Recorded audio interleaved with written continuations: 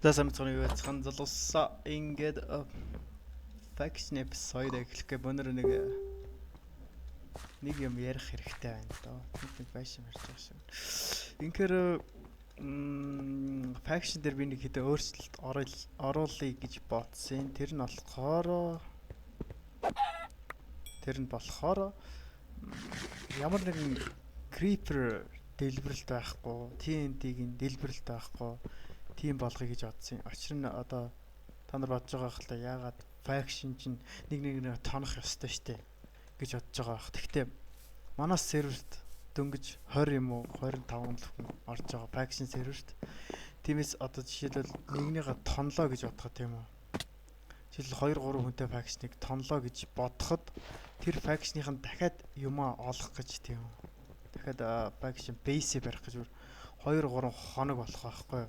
Жишээлбэл манай faction одоо 500 ч юм уу 600 хүнтэй байлаа гэж бодоход бол нэг faction дээр 20 хүн байна. Доороо иж 20 хүн байна тий. 20 хүн байлаа гэж бодоход тэд нар faction барихад бол амархан штэ. 20 хүнтэй faction ч ихэр хурдан барих л. Тэгэл Монголын серверт болохоор бол удаан штэ. Зарим хүмүүс нь орохчихгүй тий. Тийм болохоор би одоо жишээлбэл ямар ч тийм raiding байхгүй. Raid байхгүй. Одоо raid байж олно л доо. Жишээлбэл одоо би ингээ хаалга зүгээр нээлттэй орхицсан байх гэж бодоход дайсны хүмүүс орж ирж миний айтмуудыг авах боломжтой. Гэхдээ ямар нэгэн дэлбэрэлт байхгүй. Тийм raid байхгүй. Гэр орон сүрүүлэх тийм боломж байхгүй. Яг уу галаар харваад шатах боломжтой л да. Тиймэрхүү зүйлүүдийг бол боломжтой болсон. Тэгэд яг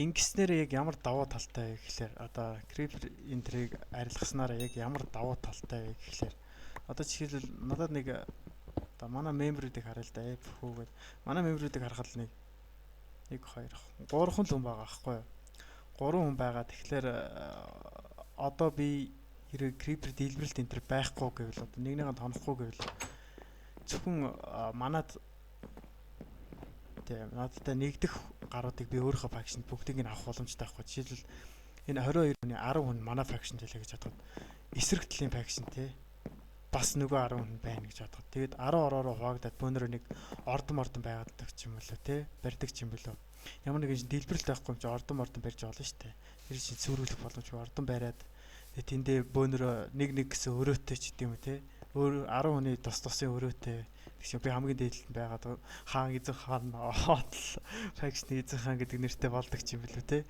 тэгэж болно штэ. За яж байгаарай. Тэгэх боломжтой гэж бодсон юм. Тэгээд хэрвээ та нар дэмжиж ивэл коммент хэсгээр бичээрэй. Тэгээд шинэ спауныг би та нарт харуулъя. Warp spawn. Энд дэр нэлээд олон юм зарлнаа. Шинэ спаун. Клин сүртэй болсон байгаа. Одоо жишээлбэл бид нэр энэ ордон штэ. Энд чинь уул нь ордон штэ. Спаун биш ордон.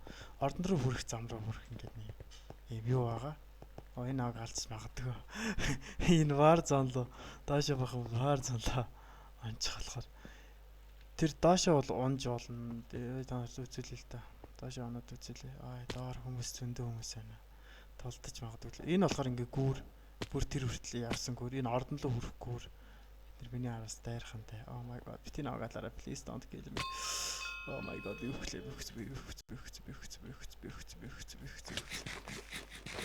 Don't kill me reach socks. Чил би reach socks тий. Энэ insane энэ бол манай faction хүмүүс шүү дээ. What? Simple enchantment book. Oh my god. Ажилдаг юм байна. Sorry bro. Тэгж ажиллах байлгүй дээ. Тэгэхээр тий. Хэрэг жишээлбэл эднэрийг манай би faction давбал яг иймэрхүү ордныг бол барих боломжтой байхгүй. Учир нь ямар сүрэл байхгүй. Тийм учраас барих боломжтой болчихж байгаа. Тэгэхээр би яг яаж faction да одоо энэ forest да ийм том ордон барихын тулд надад маш их power хэрэг болно. Тэгэхээр би өөртөө 200 power өгнө гэж бодож байгаа. Одоо тэгэд эсрэг талын faction байж та жишээлбэл 2 дахь том faction маань тэр faction-ийн хүнийг болохоор би яг яаж тэр faction-ийн хүнд болохоор би 200 power бас өгнө. Тэрийг яг яаж тодруулах вэ гэхлээр хамгийн түрүүнд сервер дээр Big Prox rankтай болсон хүнийг би болсон хүнд 200 фовор өгнө. Тэр хүн рүү та нар орж манай дайсан болж болно. Тэр одоо манай дайсан болохоос өөр аргагүй. Манайхтай төрөөс олно гэсэн юм байхгүй. Учир нь хоёр дахь том пакш учраас. Манай пакшнтай пакшны эсрэг хоёр том пакш учраас. Хоёр дахь том пакш учраас. Тэгэхээр би иймэрхүү бодолтой та нарыг юу яриад байгааг нь ойлгож байгаа байлгүй дээ. Ганцхан PVP л байна гэсэн үг байхгүй. Ганцхан PVP 10 хүн эсрэг 10 хүн. Тэгэл хоорондоо толдол байна гэсэн үг байхгүй. Байлдал хараал эсвэл мортод одоо жишээлбэл эндээс манай пакш хэр хол байна. Эндээс 500 блогийн цаана байдаг гэдэг ч юм уу те. 500 блогийн цаана хүрлэгийн пакш байдаг. Бөөнөр тийш мортод тавьж очиж алдцъя, дайралцъя, нуусмаар харуулцъя гэдэг юм уу те. Тэнгүүд эсрэг пакшны манай эсрэг пакш маань тэр зүг рүү 300 блогийн цаана байдаг. Бөөнөр тийш нь очиж нэг харуулцъя гэдэг юм. Тэр ямар нэг obsidian base барих шаардлагагүй болчихж байгаа байхгүй. Энд raid хийлгүүлнэ гэсэн асуудал байхгүй. Тэгэл энэ дээр нэг жижигхэн castle гардаг ч юм уу. Харваачдын castle гэдэг дээ шүү дээ. Тиймэрхүү юм босгодог ч юм уу. Энэ дээр нас босгоод ч гэдэг юм. Манай харваачд тэн дээр нь зогсож байгаа дайсныг харваж унгаадаг ч гэдэг юм те. Хаалга малга хааж маагаад ч гэдэг юм. Эсвэл би creeper egg-ийг enable болгож жагаад тэр хаалгыг эвдлэхийн тулд ашиглаж болох юм те. Creeper egg. Гэтэ юу байгаал да? Wither байгаал да. Wither төрүүлээд тийм үү? Wither төрүүлээд дайсан руугаа дайруулж болно л да. Тийм үү? Wither-ыг ашиглаж болно. Дайсныхаа хаалгыг эвдэлж болно тийм үү? Тиймэрхүү аргуудаар эсвэл Ender Pearl-ээр ашаагийн даваад дайрдаг ч юм уу те.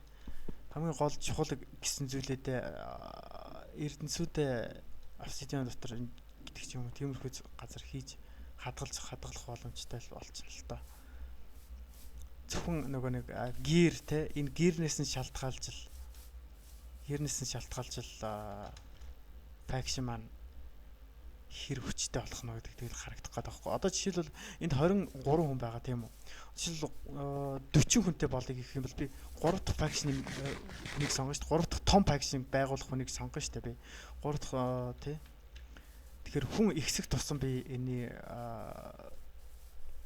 факшны тоо нэмэгдэх болно гэж хэлэх гээд байна л да. За ингээд энэ эпизодыг дуусгацгаая. Insane app join хүрлээгээ бичээд би нэг аль дээр бол уурсан юм да.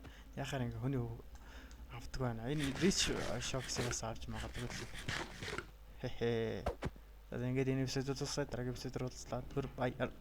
Эпизод гэжтэй мэдээгээд дуусгацгаая.